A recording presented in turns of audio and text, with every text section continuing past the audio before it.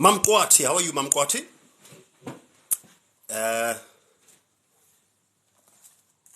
Let's see, who do we have? I see there's two people.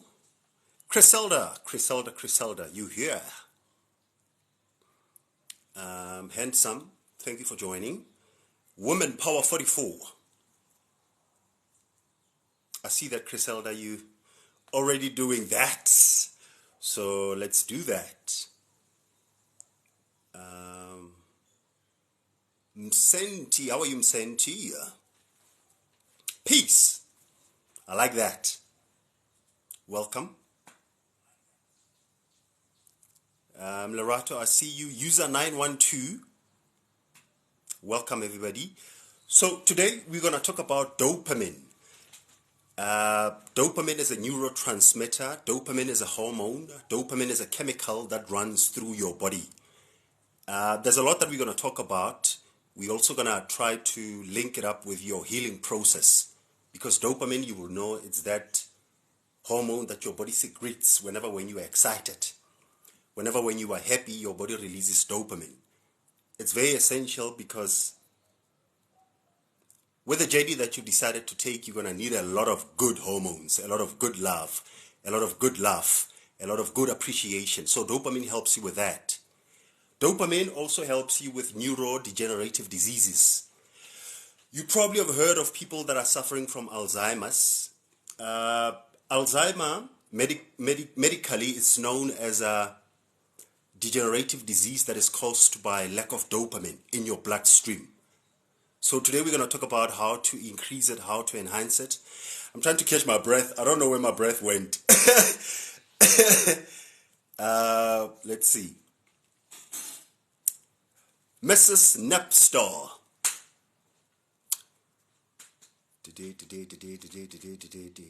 User 293. Welcome. Hi, Tops. Trying to slow down the pace, to catch my breath. It nearly left me right there. So today you'll see we're no longer under the tree. We decided to change a bit of a venue. So if you hear a bit of an echo, bear with that. We will try to make it as audible as possible.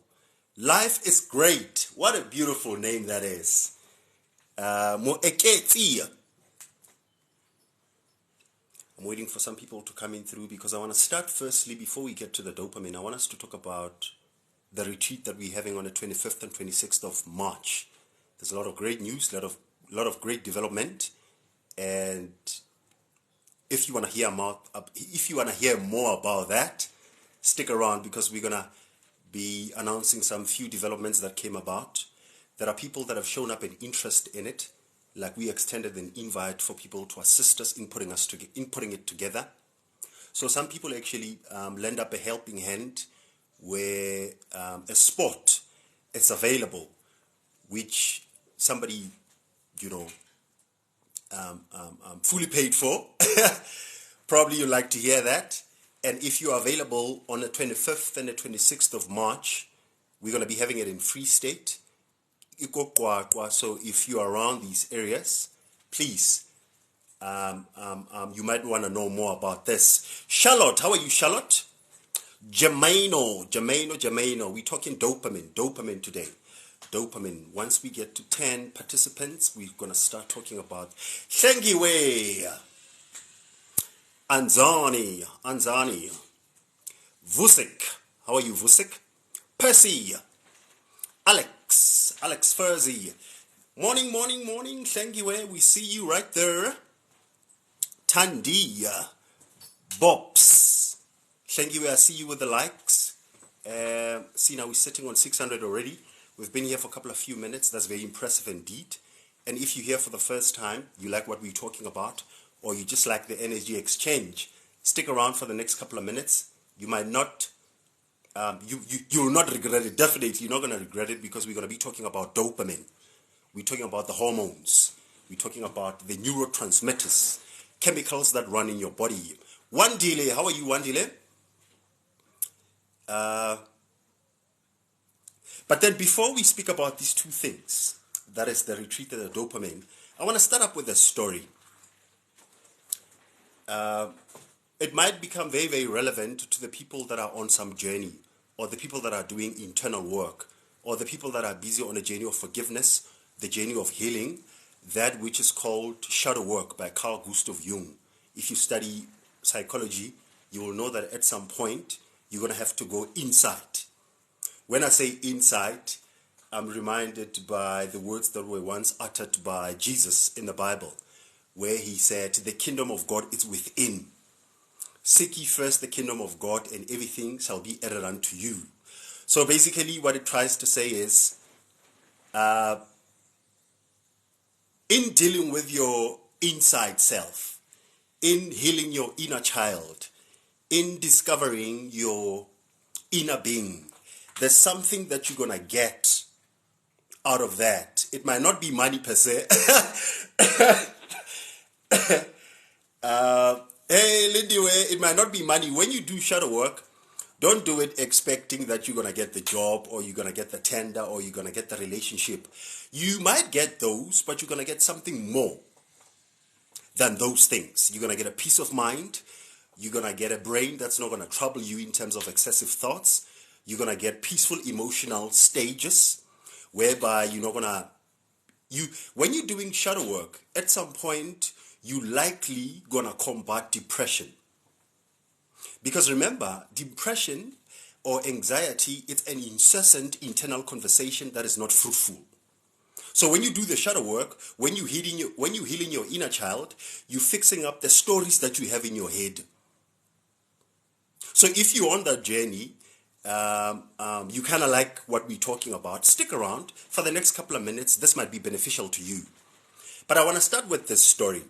It's going to be very short, but hopefully it's going to be very impactful. Say you want to build a house. You get the blueprints. You get the site. You secure the labor. You buy all the raw materials. You know, you'll buy the bricks. You'll buy the cement. You'll buy the doors. You'll buy the windows. You'll buy the roofing. You'll buy the tiles. You'll buy the gates. You'll buy the palisades. But for some reason, you never start building. Instead of you building, you keep on buying additional raw materials. You keep on buying bricks. You keep on buying additional cements, such and such and such. Both you and I will know that that exercise is not going to be fruitful at all. Because the main goal of buying these raw materials, buying the cements, buying the whatever the material that you're going to need to build the house, is to start building the house. What I'm trying to say to you is, the information that we share here, the books that we share in a WhatsApp group, the conversations that we have with our friends about conscious work, it will never be useful until you put them to use. They will never. We can speak here until we turn blue. We can hold retreats. We can tell you to fast. We can pray for you. Until you decide to do the work, this pretty much is going to be useless for you and for me and for everybody else that is involved in your journey. So when you start talking about forgiveness, you better start forgiving. When we talk about healing, you better start some tutorial about healing yourself. Not me, not your wife, not your husband, not your partner, not your neighbor, not your pastor, not whoever, but yourself. So it's very well and good that we're talking, we're hosting up the lives, they are energetic, they are helping you somehow. And not only this platform, I mean, there's a lot of people that are doing such things. You go to YouTube, there are a lot of ladies, a lot of guys. If you page up a book, people are writing about the shadow work. People are writing about forgiveness. People are talking about constipation. People are talking about fasting. People are talking about the inner child. But the question is, what are you going to do about it? What are you going to do about it? We know that most of the traumas that we have from the childhood stages. We spoke about it last night. Have you started trying to acquaint yourself with yourself? Have you tried sitting down, looking at your psyche, that is your subconscious mind, your internal mind? Have you one stage sat down, took a stock of your internal thoughts? Have you maybe perhaps integrated a bit of positive thinking in your life? Because one of the things that is actually taking us down is we have overly accommodated negativity and we've deemed it as normal. Negativity is not normal. It's not. In actual fact, it's actually getting us sick. Hey, Madam Pebbles. I see that user 484 just followed the brother. So everybody else that is here as well, if you knew, you know how you do it. You stand up, you follow the brother. I see that Nikita is actually blowing the tops of that. I say thank you very much. The people that have been sending up the likes, we're sitting now on 3 grand. We 10 minutes in. Very nice. So the theme of the day is dopamine. We are becoming endocrinologists today. Endocrinology is it's the study of hormones. How do hormones like dopamine, serotonin, DMT, melatonin, serotonin, vasopressin, ghrelin, leptin, insulin, those things that I've just mentioned are dopamine, are hormones, chemicals that are coursing through your body. Even right now as I'm talking to you, you are working with a hormone or 2 or even more. But now, do you know it? If you don't, stick around. We're going to talk about endocrinology today. Natural derivatives. Hey, Madam Pebbles, what a way of actually mentioning them or naming them. It's a beautiful analogy. I like it. So, before we get to the dopamine, with that story done, the story that I told earlier on, the gist or mokotaba that we have to take out of it is, none of this information that we're sharing, none of the information that you're reading, none of the YouTubes that you're watching, none of the conversations that you're having with your friends that you call woke will ever help you until you put them to use. You can't keep on buying bricks and not building up a house. It's very well to have the natural materials. Trust me, it's good for you, to... Hey, thank you. Unjani, I see Unjani Putwam, Ushengiwe, Gumsha, Kulekai. Thank you very much. You actually gave me an experience to read up Zulu. I understand it, but reading it, I never thought I'll get myself to do that. Who would have thought? Wonders of the channel. And for everybody else that is here for the first time, if you love what we're talking about, consider sticking around, following the brother. If you don't love what we're talking about, why not follow us nonetheless? Comply and complain later. It's all about the vibes. And for the people that are busy sending up the gifts, sending up the likes, following the brother, pasting up the comments, before we get to the dopamine, let me get this out of the way quickly. Mama Katie, I see you as well. Welcome. We're having up a retreat on the 25th and 26th of this month. This retreat is going to be held to go Eastern Free State, to be specific. We're going to be having it, it's Saturday, running into Sunday. So I'm going to try to share with you how does it look in my head. I know moderator is probably going to kill me for this, but I'm going to try to share it. We're going to get there 10 o'clock in the morning. We're going to check in. We're obviously going to acclimatize ourselves with the area. There are a couple of activities that have been planned. We're obviously going to be having up a bit of a lunch. It's out there by the outskirts, so it's not deep in a area. It's deep. It's up there by the mountains. So we're just going to chill around. There's a couple of activities that are planned. After lunch, obviously, we're going to start talking, because the most important thing that we're going to do there by the retreat is trying to re-engineer our stories. We're going to try to work with our brains. And how else can we work on our brains but by talking? So there we're not going to be having any extraordinary things. I know when we go to retreat that has to do with spirituality, a lot of people will be like, oh, they're going to be doing all these funny things. No. What we're going to be doing is we're going to be observing the first rule or the first law of nature, that is, all is mind, and the mind is all. If peace was to happen in your life, peace has to happen in your mind. If harmony was to show itself in your life externally, harmony has to exist in your mind. A lot of things that we're going to do there is to try to quieten down the noises that we have in our heads. Some of us can't sleep at night because of ruminating and excessive thought patterns that are not properly stirred into. We're going to be looking into the likes of breathing exercises, explaining the breathing from the Eastern philosophy, scientific view, such and such and such. So there's a lot of things that we're going to be talking about. So we're going to do it. We're going to be talking, obviously, through the Saturday. Then Sunday morning, obviously, there are... Network, come on. Fifi! Network just left me.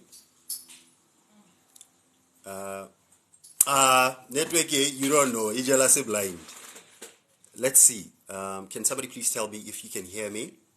Or if you can see me? That will be better.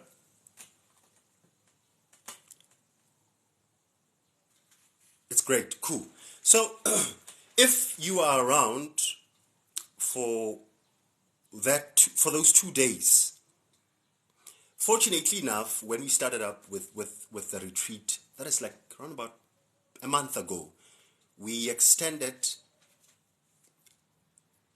an invite to everybody else, right? And we also... Let's see. Let's back to square one. Hey, you telling the truth, eh? Let's see. It looks a bit stable. I tried to find an alternative mode of connection. Let's see. So if you guys can hear the brother, holla at the boy.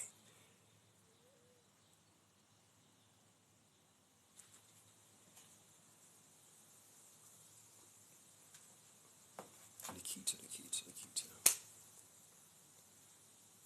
So if you can, yeah, it's back. So now this is what happened. A lot of people showed an interest in it. Unfortunately, the registrations were closed by the 1st of March or end of February. So we made a bit of a buffer in the bookings.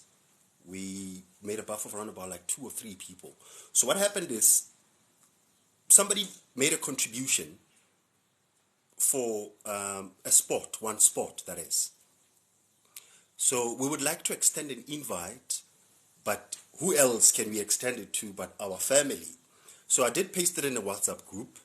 If you would like, or if you'll be available on that weekend, you can get hold of me and I can put you through to somebody that can actually facilitate it for you so that you can find yourself there.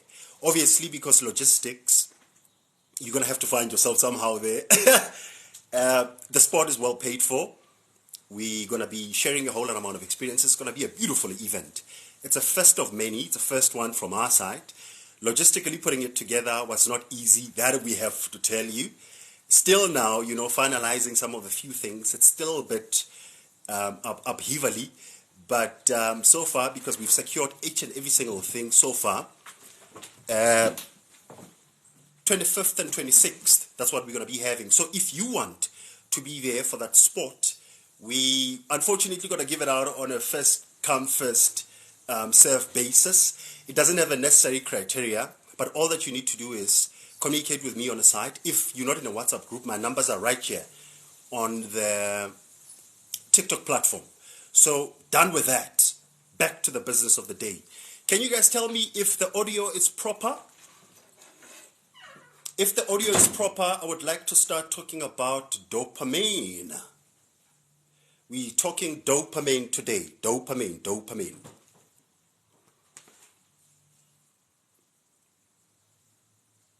I see that that's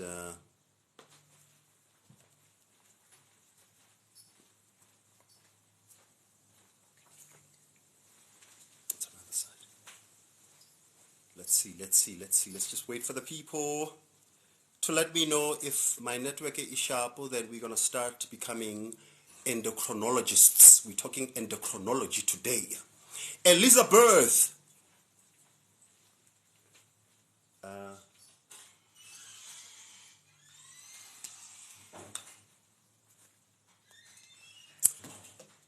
Elizabeth, Jenny.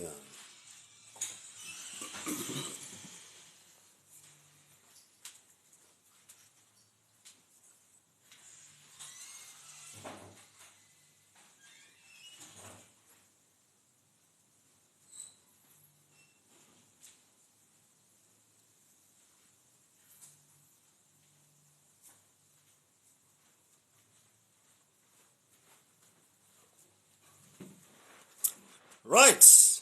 Good enough signal. That's great. Okay. Today I want us to talk about the dopamine. Dopamine, for the people that don't know, it's a hormone. Scientifically, it's called a neurotransmitter. All of us in our bodies, we have around about 12 or 14 systems that keep everything together. You got your muscular system, you got your lympathetic system, you got you have immune, you got this, you got that, you got that. The one that I want us to talk about today is the endocrine system. Scientifically, there's a study that is called endocrinology. You're studying as to how hormones work and operate, anatomy and physiology. That is, you break them down. Now, a hormone is like a communicator. A hormone, it's like post office for you. A hormone gets secreted by different glands in your body. Take pancreas for one. Pancreas secretes a hormone that is called insulin. Take the adrenal glands for two. They secrete cortisol and adrenaline. If you can't keep up with all these names, just get the whole gist of the story. You got hormones in your body. Unfortunately, a lot of us have been taught only about sex hormones. We didn't know that we have hormones that control pretty much each and every single state, or pretty much each and every single thing that is happening in our bodies. Now, today, the hormone that I'm going to talk about, it's called dopamine. Dopamine, it's that feeling that you get when you get the task done. Have you ever had that feeling? Say maybe if you're at work, you get there in the office, you write a to-do list. When you write a to-do list, that is if you'll ever finish it. When you accomplish a task on that list, something in you makes you feel good. That is a dopamine. I just gave you a very simple hack. If you wake up in the morning, if you have to do the dishes, if you have to sweep, if you have to mop, if you have to dust, if you want to make yourself feel good, I know it's going to be a little bit cumbersome exercise, write them down. And when you do them, scratch them. You might be asking, Tsidiso, what's the whole thing about dopamine? I mean, it doesn't affect me. It's not really useful for me. It is useful. Here's a science. Dopamine or lack of dopamine can make you prone to suffer from Alzheimer's.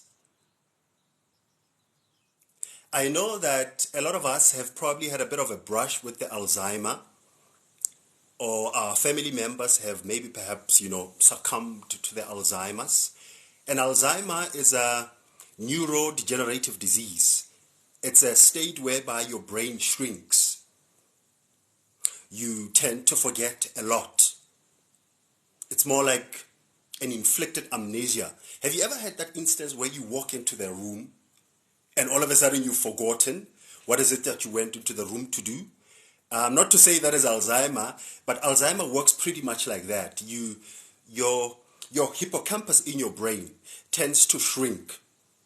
Hippocampus is that area of your brain that houses memories, that helps you to think, that can be able to form short-term memories and long-term memories. So lack of dopamine in your system can lead to Alzheimer's. But that's not all. Lack of dopamine in your system can reduce your gastric juices or your gastric acid. if you don't know what gastric acid is, almost when you eat. We're still talking about dopamine, so I just want to bring out a significance to you as to why do you need to consider the things that we're talking about and start putting them to use for you. Because that will help you in a sense of healing your physical body, but it doesn't only end there. Because you realize that there are factors that are like, what do they call it? They call it dopamine fast. They call it dopamine 2.0. If you haven't read those books, I'll try to share them in a WhatsApp group so that you can get a bit of a understanding. What is it that we're talking about? Dopamine, how it works, it's like this. When you don't have enough of it in your system, the food that you eat cannot be properly broken down. How do food get broken down in your stomach or in your system? When you eat something, in your gut, there's this thing that we call the bile, nyoko. The bile, when you eat something, it gets secreted out of your system or in your system, forming what we call gastric juice. Gastric juice, it's an enzyme that helps you or that helps your body to break down the food. So happy hormones can potentially... Yeah, there you have it. Hey, Madam Pebbles, you just explained something. Here I am, I'm trying to rant around, trying to explain this thing. You just put it in beautiful words. If you're suffering from ulcers, if you're suffering from acid reflux, if you're suffering from heartburn, if you're suffering from those irritable sensations in your stomach, start working on your dopamine. How about that? But now I'm going to show you guys on how to work on it, because the nice thing about the dopamine is you don't even need to go to the store. You don't even need to drive out of your house. You don't even need to walk anywhere else. You can do it right there where you are. By the way, just as a bit of a sidebar, the more you forgive, one of the byproducts is gushing of dopamine in your system. Because remember, I said to you, dopamine is a feel-good hormone. Forgiveness is a healer. So I made some bit of notes here, because I know with me I can run around, go there, go there. Thank you very much. I can see that you send the weights. When I see you sending the weights, something just ran into my head to say, I had to build so much of a skeletal work to drive across this point, and I'm so glad that you guys got it, because it's not easy trying to build up abstract concepts. It's not, especially with the civilization that has resigned in reading, in trying to synthesize the information, in trying to know themselves. Because everybody these days, they're happy with the way how things are. Everybody's just going on around with their day-to-day work, but they don't understand that fundamentally there's a lot of work that we need to do. This obviously opens up a conversation about the reincarnation, as to are you really fulfilling your soul's missions and purpose. But today it's not about that. Back to the dopamine. We're gonna talk a little bit anatomy and physiology today. If I'm going too fast with these terms that I'm dropping, you can comment on a section to say, okay, fine, slow down, brother. We know that dopamine, this and that and that and that. I'll try to break them down, because after all, this that we're having, it's a conversation. It might look a little bit one-sided, but don't make a mistake of thinking that whatever that I talk about is an absolute truth. Some days I might be coming up with a limited amount of research. Some people might have researched it further. So that's why I'm saying let's have a conversation. And one of the things that you don't need to do, don't believe whatever that I say. If there's anything that you need to do is poke holes at what we say or what I'm saying coming from the side. So what I'm talking about, it's not an absolute truth, but it's a relative truth, according to moi. Now, dopamine over and above it being a hormone, dopamine is a feel-good neurotransmitter.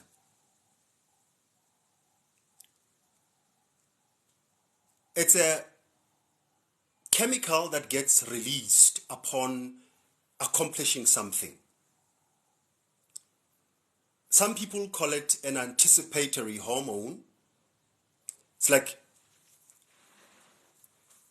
if you're craving for that chocolate cake, if you're craving for that carrot cake, if you're craving for whatever that you love, somehow, even before you start eating whatever that you're craving for, dopamine starts getting secreted in your body. Dopamine, it's that feeling you get when you've been longing for that ice cream or that bar one ice cream or whatever the flavor that you're rocking with.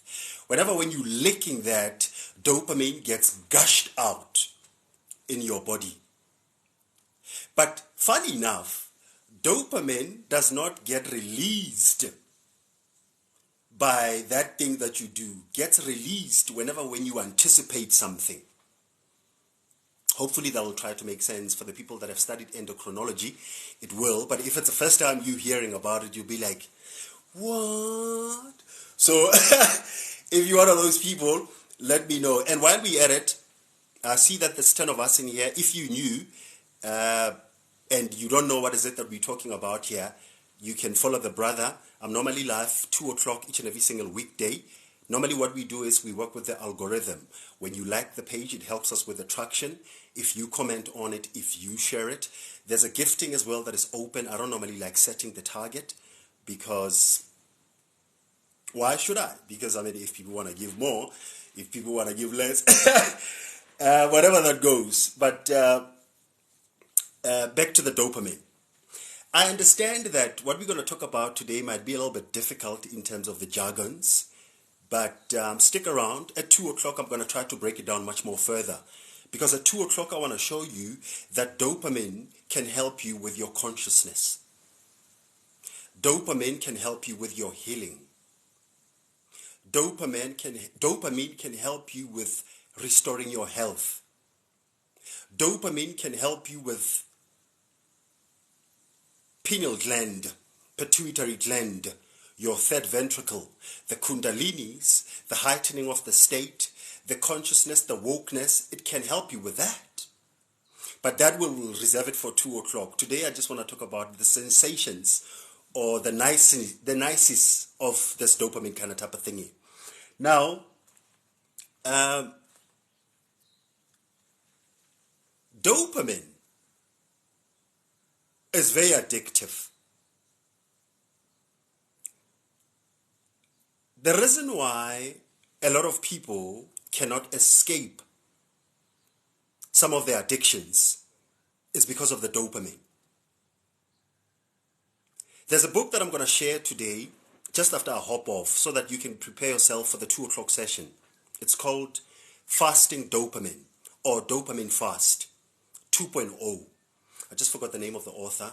Even if you don't read the whole book, glance at the book, because we're going to be talking about it at length at 2 o'clock. Because at some point, in as much as dopamine is a good drug, in as much as dopamine it's a hormone that you can create yourself, you're going to have to be very aware of it, because too much of it can actually harm you. What about piles?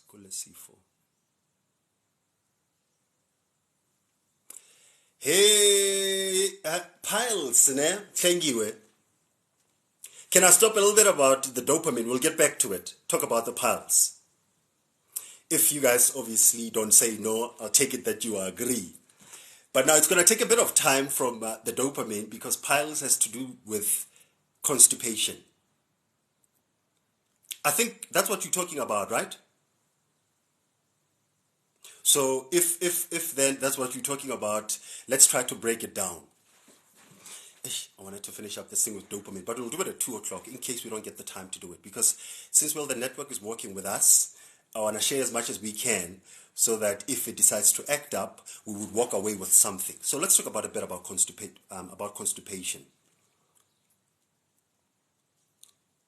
And funny enough, can you believe it? Dopamine has something to do with constipation. Remember we spoke about it earlier on? Think about that. Everything is actually connected if you were to look at it. So thank you. This is how it works. You put something in your mouth. It goes through your esophagus, which is the whole thingy. Interesting thing about the esophagus is it's not as protected as your gut. You know, almost your stomach has lining. Maybe I'm probably running way ahead of myself. Let me start firstly, quickly. So when you eat something, it goes through your esophagus, it gets into your stomach. You know, almost that big thingy that you have in your tummy that is called the stomach? It gets in there. Once it gets in there, it has now to travel through your body. Science says that your intestines are 26 feet long. This thing that you have in your stomach, your intestines, they are 26 feet long. So if you were to break it down, you'll see how long that is. It's just that, you know, it's been folded nicely to fit into your pouch. It's called the gut or the tummy, whatever that you want to call it. Science has actually complicated these things by giving them different names. In a properly working system, whatever that you put in your mouth has to go out through the rectum. That is, that place that not all of us like talking about. You know, the rectum is there where number 2 normally gets processed through. This is that thing that is a blessing when it works well, but it can quickly become a curse if it doesn't work well.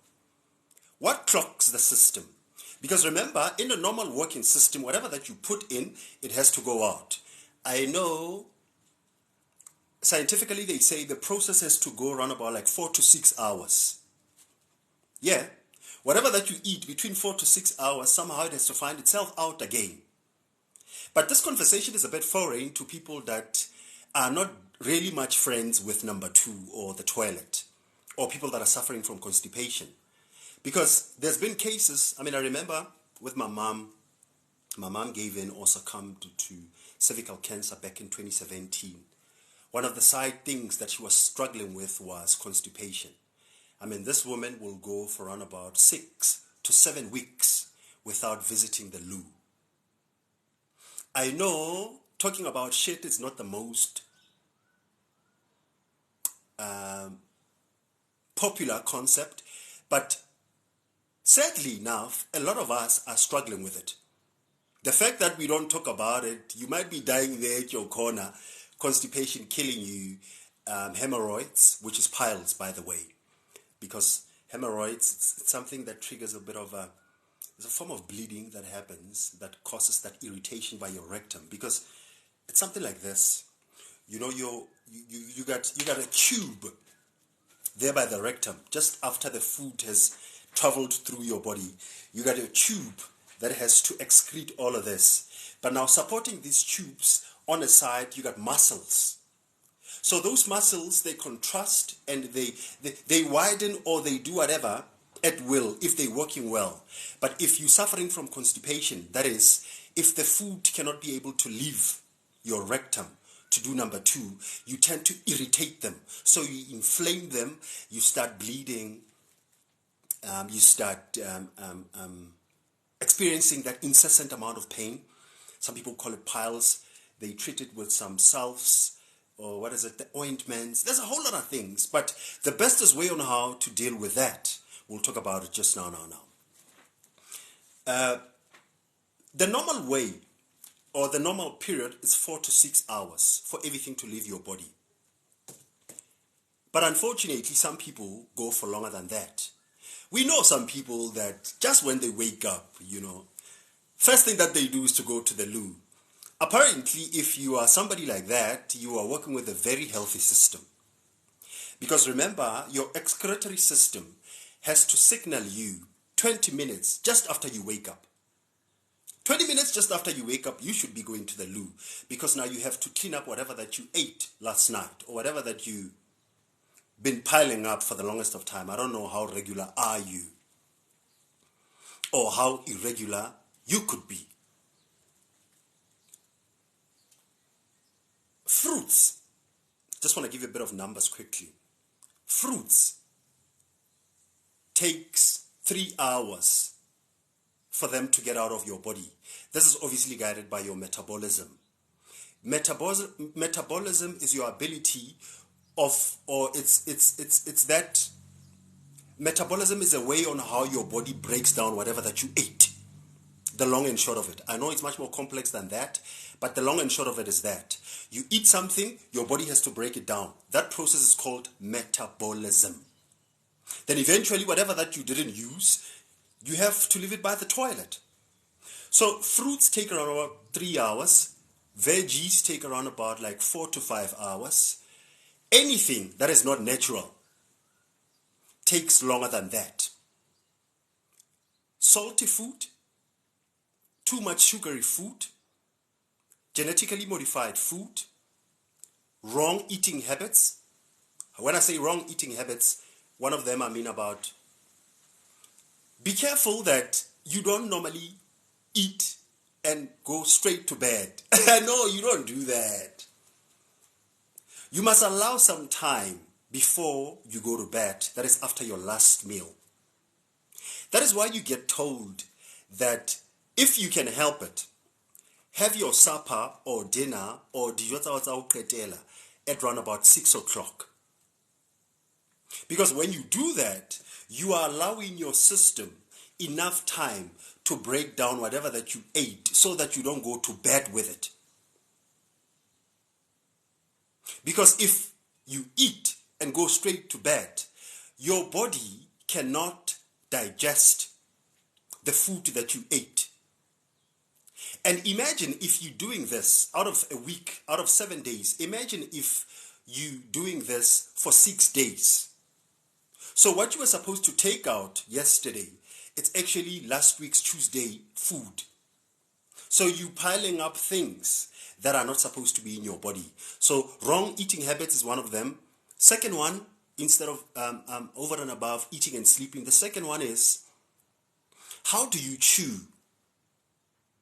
When you eat, how do you chew? If ever do you ever chew? Because I know some people that literally gulp in the food. And when you gulp in the food without chewing it properly, you are disturbing the whole metabolism process, because food starts getting broken down from your mouth. Saliva, it's an enzyme that breaks down the food. So if you chew thoroughly, if you chew nice slowly, if you chew with an intention, you are making the whole job easily for your system to get rid of the waste. Because number 2 is nothing but the waste.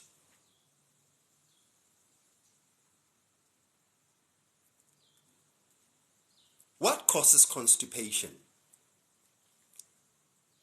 It has been said that meat, for an example, and I'm not citing, for the meat lovers. I know there's a lot of meat lovers there. And with me as well, don't think when I speak about meat, I don't eat meat. I'll go with it, but obviously you have to know what is it that you're dealing with. Lately, a lot of meat that we eat has high plastic content. Yeah. Plastic content to an extent whereby they're looking at around about like 80 to 85% plastic content. You best believe it. You're a meat lover. Me too, Vicky, but now you have to know what is it that you're dealing with, because meat, for one, takes 15 to 8 hours for your body to break it down. Yeah, you best believe it. So basically when you eat meat, I know, and I'm not suggesting that people should leave it. Meat is nice, now, we having a bit of a conversation with my wife, and we're busy obviously tackling it with the people that are going to the retreat on the 25th and 26th. that what is it that we're going to eat, because we were thinking Saturday night, because we're going to be talking through going to the night. Sunday morning, Saturday night, they're going to be doing a bonfire for us, because Kwakwa can be a bit chilly at some point. They're going to be doing up a bonfire for us. We're actually thinking, should we have a poikikos or should we have a braai? What should we have? Because a whole lot amount of people wouldn't want to be sitting there on a Saturday evening and having carrots. So we're going to be having a good time. So meat, I'm not trying to degrade it. I'm just showing you the challenges that we could be having when we're dealing with meat. Now, when you eat meat, you have to look at around about like 18 hours for it to be fully excreted out of your body. The reason being, your body, it's not built up to break down foreign objects. Your tummy, in as much as it's technologically advanced in breaking down things, it's not built to break down the plastic. Plastic, it's so dangerous these days if you haven't realized it. There are things that get used to bake. When you bake, lately there's a new technology. You can put in the plastic in an oven and it will never burn. Why? It's because a plastic, the way how it's been put, they have names for it. They'll call it polysaturated, they call it polysensitic plastic. They have a whole lot amount of names for it. For some reason, a plastic is an element that cannot be broken down. Have you ever seen what happens to our poor fishes, poor sharks? The marine life that gets destroyed by plastic. There's a documentary that I've seen that was done by BBC back in the days, where Coke was fined millions and millions and millions of dollars because they are destroying the whole sea life, whatever. Because a plastic, not even a shark can break down the plastic. So who the heck do you think you are? You think you're going to break down the plastic? Now, wrong eating habits, wrong food that we eat, like for an example, high fructose corn syrup or sugar that is genetically modified, because fructose is part of sugar. Most of with sugar, sugar has around about like 54, 56 names. You got glycogen, you got fructose, you got glucose, you got lactose. In milk, they call it lactose. So sugar has different names, but the one that you get in fructose or high corn fructose, whatever syrup, mostly you find it in mazimba, chips, genetically modified food, basically each and every single thing that has been boxed, any single thing that has been denatured. If you take an apple from the tree, the moment when you break it down, it ceases to be natural. There's a law in nature that is not popular. The law goes on like this. I think I read it in a book of Raymond Hollowell. It's a book that I read some time ago. It's one of the immutable laws, like gravity. This law postulates the following. The whole is better than some of its parts. So if you take an apple, break it down, make it a juice, it's no longer it. You can get some of the nutrients, but you can never get the whole thing. So each and every single thing that you're eating that's synthetic, it's harmful to your body, causing constipation. Now, like shit is literally begun, because constipation, it's an act, or constipation, it's your body's inability to get rid of waste.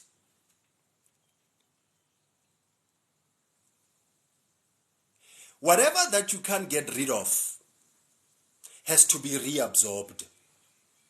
Oof. I know it's a colorful language, but I'm trying to impress it upon you to say we ought to start healing particularly when it comes to this thing of constipation. By the way, constipation does not only end on a physical side, but a lot of us as well are spiritually constipated. I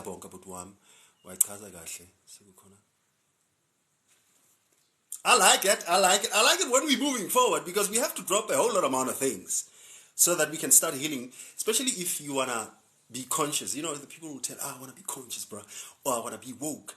Remember, you can't be woke only in here. You have to be woke because your consciousness has borrowed this body. This is a vehicle that you use. I mean, you can have the most beautiful car, but if it's broken, you ain't going nowhere. So if you want to be woke, or if you want to ascend, or if you want to work on the kundalini, you got to solidify yourself emotionally. You got to solidify yourself psychologically. You got to solidify yourself physically. Back to constipation. Dopamine. Oh, dopamine is suffering. I haven't even started talking about it, but I'll try to see if the network is still working for us. Now,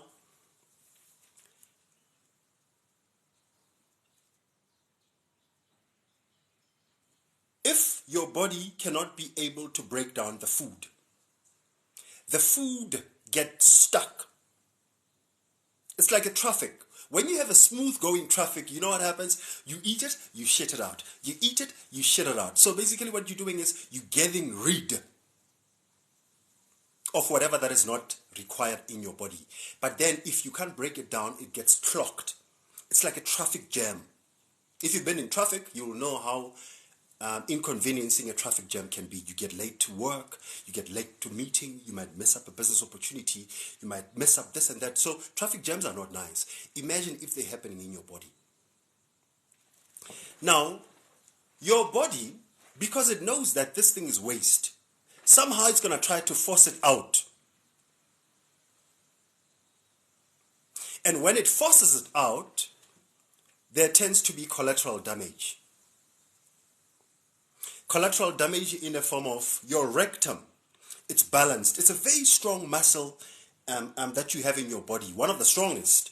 Because rectum, you will know that, or actually the whole thing of eating, it's a very beautiful technology. You will know that the muscles that control that, they are so powerful that whatever that you eat, for some reason, even if you're lying down, cannot go up. You can't regurgitate it. Unless if you a little bit sick of some sort, or you're having some ulcers, or you're having some gastric issues. So now these muscles that govern this process, they are very strong.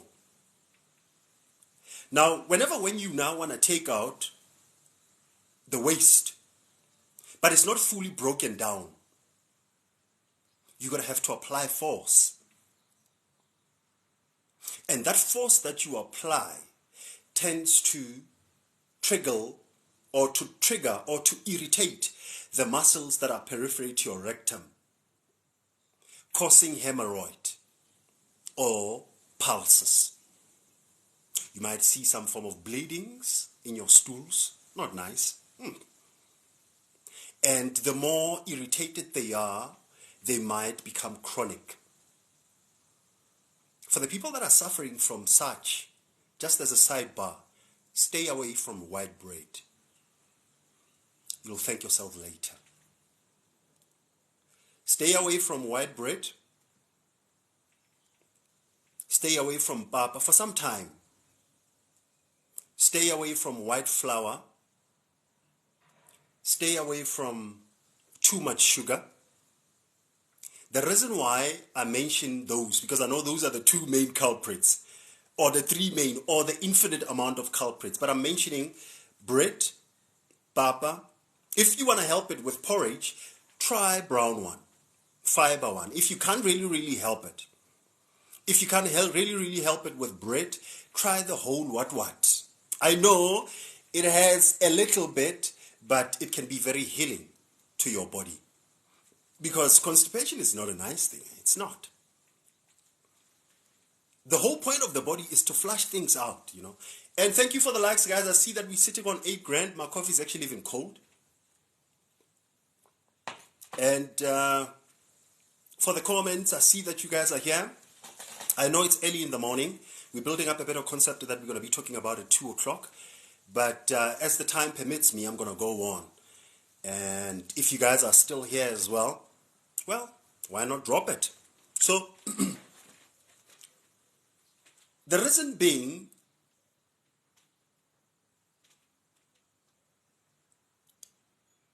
your inability to break down the food.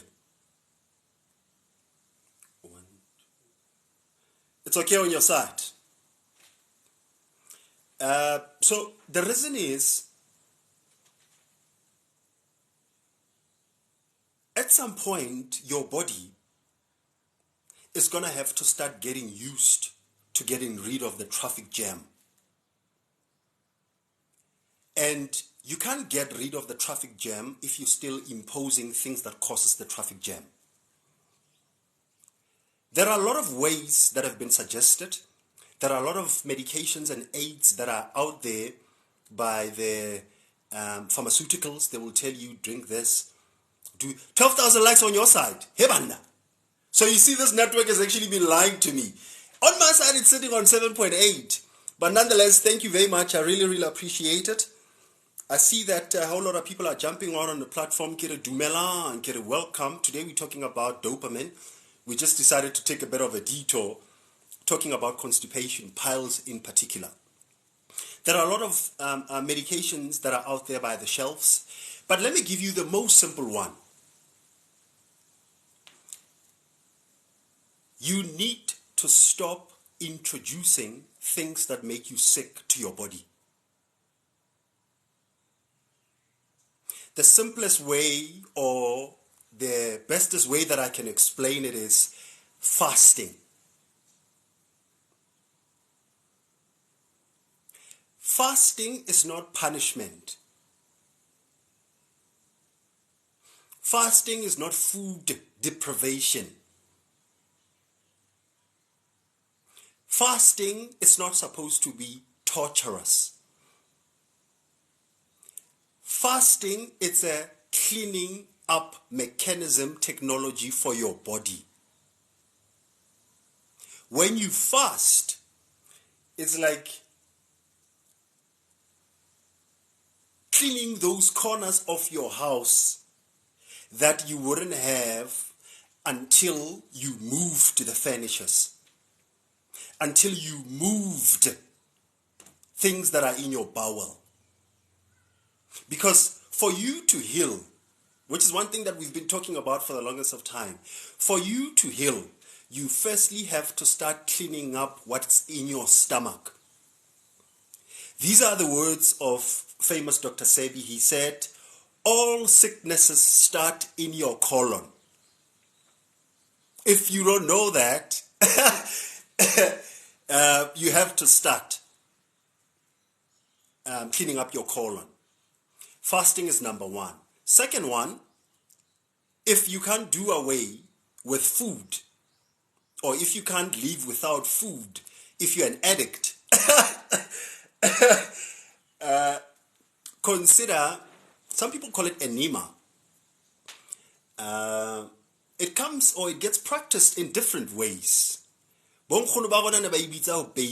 know, remember back in the days when we were coming of age, you will know that on a Friday afternoon or Saturday morning, zidla pans, utabona sunlight will be making rounds and being warmed up with a little bit of that, and you'll have a bit of a bucket that our grandmothers used to have, and that used to be a very torturous image. And obviously they'll hang it somewhere. There'll be a pipe that will be coming from that bucket. And that pipe will be a little bit long, color it's a bit reddish or a bit yellowish. I don't know how you remember that experience. Now, at the end of this pipe, there's a bit of a tube.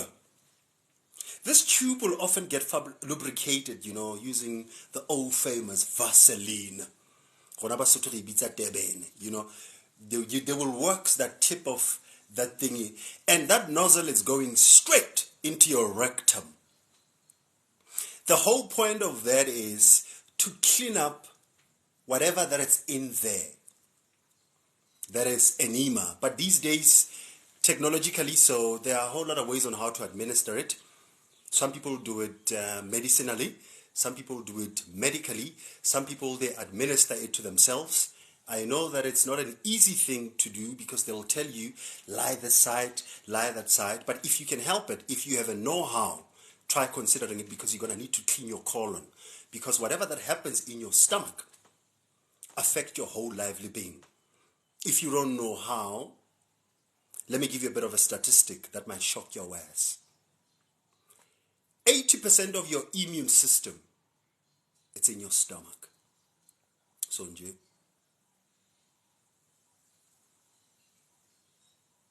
Ukuziklina, we have to. 80% of your immune system is in your stomach. Immune system, in case you don't know nothing about it. Immune system, it's your protective system. These are your corpuscles, you know, your cells that are in your body. This is your defense mechanism. So if your stomach is sick, your immune system is rendered incapable of doing its job. Guess what you're going to start suffering from? High blood pressure, hypertension, low blood pressure, incessant headaches, infertility, sexual dysfunction, erectile dysfunction, constipation, migraine. You're going to start developing... there's a whole lot amount of things that you can start developing. So long as your colon is dirty, you're going to start having a whole lot amount of problems. If then you can't do the enema, if you can't do the fasting, try eating clean. What is eating clean? Introduce enough liquids in your diet. When I say enough liquids, I don't mean water per se. I don't mean the liquids that you find in your coffee. I don't mean the liquids that you find in your Coke. No. I mean the liquids that you find in your food. Foods that are very high in liquid content are the following. Juice. Not juice. Juice, no, it's not. In actual fact, there's a study that came about. You know these juices that we give to our children, the juice boxes. The juice boxes are so dehydrated that they contain a highest dose of high fruit corn syrup, or the sugar that has been synthesized. Why do you think after having a fruit juice you somehow become thirsty? It's because they're not food. It's not liquid. It's 98% dehydrated. If you didn't know, you got it from me. Don't tell them. So, back to this thing. Fruits contain 90% water. If you're eating up a banana might look solid, but a banana contains 90% of water. If you're eating up a citrus juice, if you're eating up an apple, if you're eating up a mango, I'll go in as far as say each and every single, any form of fruit, it's very high in liquid content.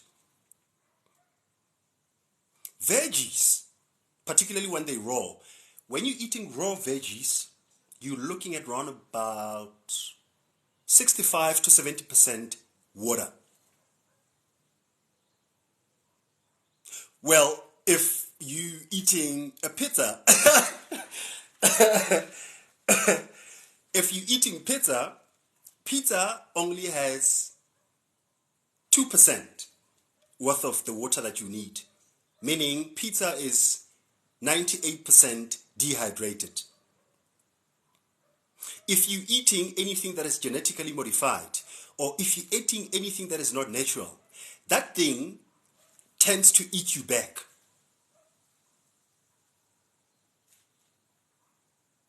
If you don't understand what is it that I mean, your body, you and I, contains 90% fluids. When I say fluids, I'm not only talking about water. Water is part of fluids. Fluids include the likes of your cerebral spinal fluid, sexual fluids. Yeah. Fluids. I mean, sexual fluids, they form part of fluids that are in your body. Sweat is part of fluids. Actually made a bit of a note. There was a day when we were talking about it extensively. Saliva is part of the fluids. What else? You know, these things are so many. Oh yeah.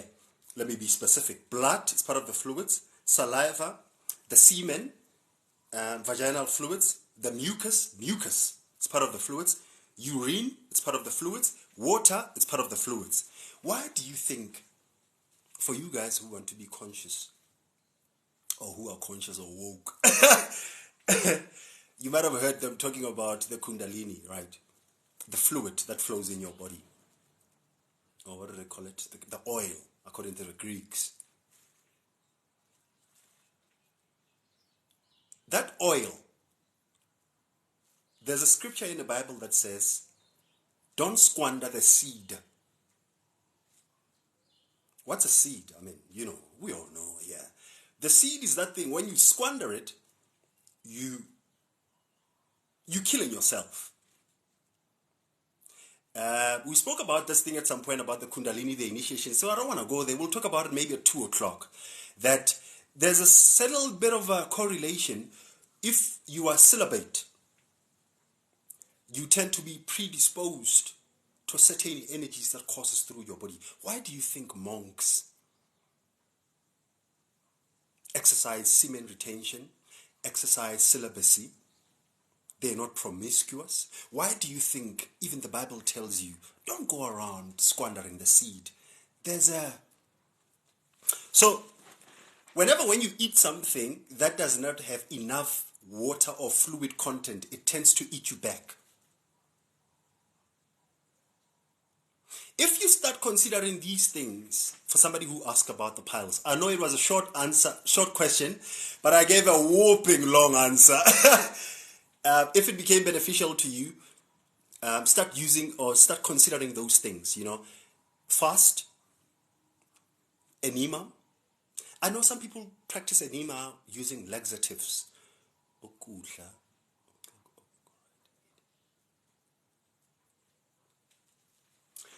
Pretty much what I'm getting, what you're saying is, if we're eating wrong things, we're actually pushing ourselves or predisposing ourselves to wrong health. And you said it much better. I just, you know, you're giving me a whole lot amount of class here. Oh, hey, thank you, come on. Here I am, I'm thinking I'm done with this thing of constipation, and you're coming up with the soil. Well, let's talk about the soil. Dopamine. Or let me just introduce a bit of dopamine quickly, and we'll talk about the soil now.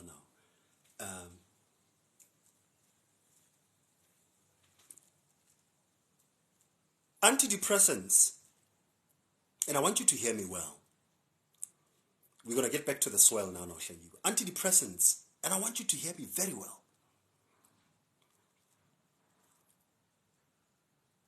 Tend to overly stimulate dopamine in your system.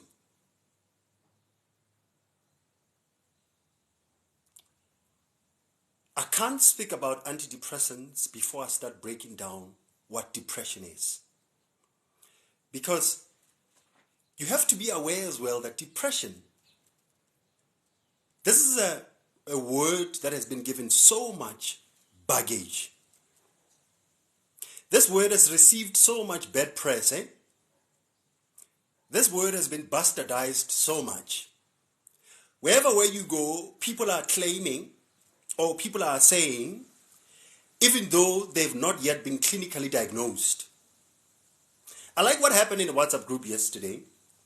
There was a conversation about the antidepressants.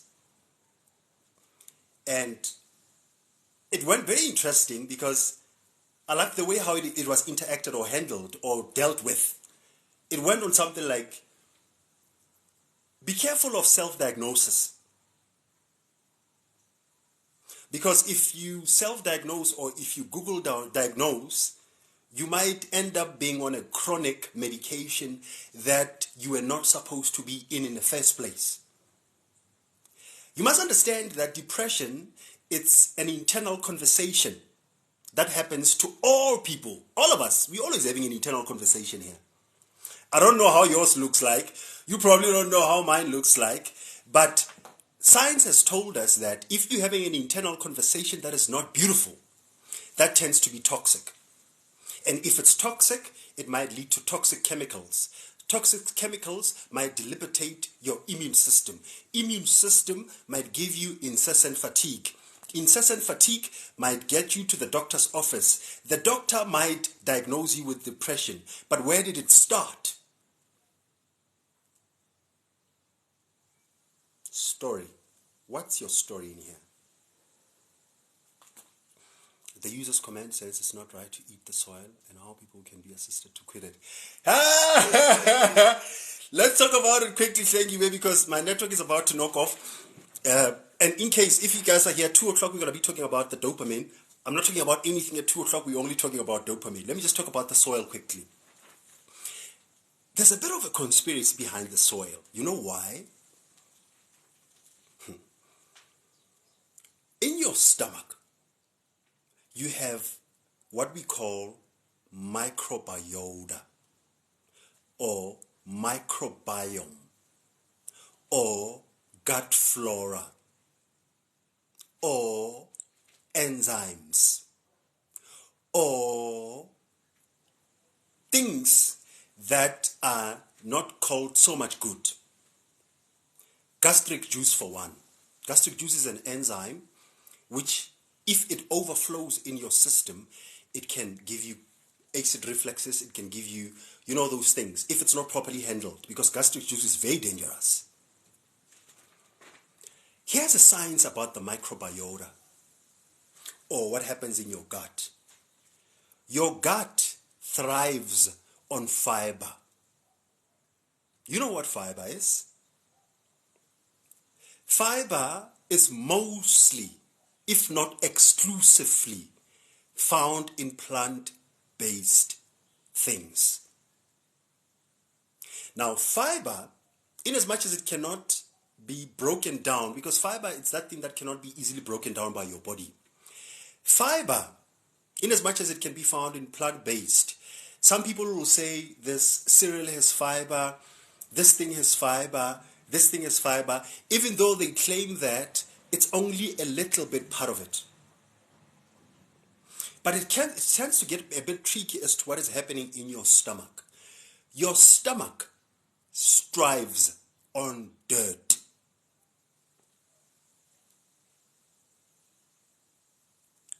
Why do you think that a baby can eat its own number 2 and never get sick? Why do you think the people that you normally see under the bridges, wherever where you go, derelicts, they homeless, some of them, why, when they eat from the bins, they never get sick? For you to be able to appreciate this, you're going to have to push beyond the big pharma's theory. The theory lately is, if you clean, you healthy. But in actual fact, your gut microbiota thrives on dirt. When you eat the soil, you feed in your microbes. How you are actually restoring your gut lining. Some of the people have been prescribed, that is if you're going holistical healing, some of the people that are struggling with acid reflux, they've been prescribed to eat clay. Why do you think when you were coming up of age, if you were complaining about lesokolla, or if you were complaining about irritation somewhere, unoblello uje choko? You know what the chalk is? This thing that you write in the classroom for the teachers? Because I know a lot of people now don't know what the chalk is. Back in the days, when we were coming up, things were being written on a blackboard. That blackboard, there were 2 types of chalks. You had this one that was not edible, and you had this one that was very nice. That one that was very nice, it was slowly phased out because Gaviscon, that you eat, the Gaviscon that you normally go around and eating here, the Gaviscon does exactly the same thing. But if you go into the soil, this is what our Africans or our ancestors knew, that for pregnant women, it's better for them to eat the clay. Because now if you're eating the clay, it soothes your gut microbiome. Your internal environment strives on dirt. Let me give you one of the enemies of the internal, whatever that is happening in here. Antibiotics. They're bad for your internal environment. Why do you think when you go buy antibiotics, they say to you, okay, since when you're buying the antibiotics, we know that you're supposed to finish up the course. Buy probiotics. You know what probiotics? Probiotics, it's a form of fiber. Fiber is dirt. Fiber is that substance that cannot be broken down by your stomach, but it assists your stomach in restoring the lining. If you have enough fiber in your body, I can bet you some of your acid reflexes will go down. Some of your ulcers will dramatically go down. But your ulcers, remember, they're not only caused by food. Ulcers are also caused by what's happening in here. If you want to know about it, you're going to have to go check out the YouTubes that we did when I was explaining.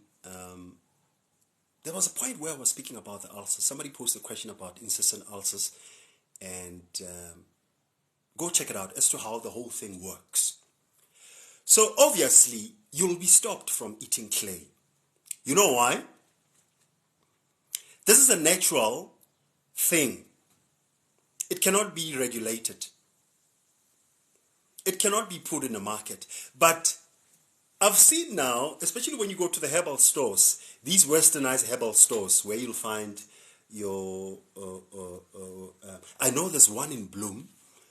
Where is it? Go waterfront. If you're in Free State somewhere, when you go to the waterfront, you know there's herbal stores that you normally find at the malls? You know, when you go there suffering from constipation, do you know what they sell you? Clay. Nothing done to the clay, nothing added to the clay, but you pay for it. Why? It's a natural antibiotic. Clay, it's a natural ulcer medication. Clay turns that, or soil, it turns out that is very good for clearing out constipation. While you're good at clearing out the constipation, because today we're talking about dopamine, clay is also good for restoring your dopamine. You see how everything is connected? But at the end of the day, we're going to have to work on our psyches to understand all these things. You know, Hlengi, what you're saying, 17 down, on my side is 10, but I see that all of you guys are here. Today we're talking about dopamine. We didn't actually get time to talk about it that much, but we're going to be talking about it at 2 o'clock. Hopefully we'll also take it up to the 6 o'clock.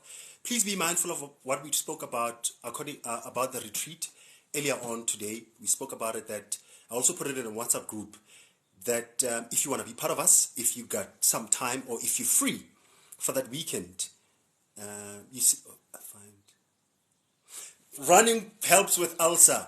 Running is good for the oxygen. Enough oxygen builds up that bit of tension. When you're going, there's a whole lot amount of things that we can do without buying anything. But if you chronically may be suffering from some of the things, this does not suggest that you have to now drop your medication. Don't.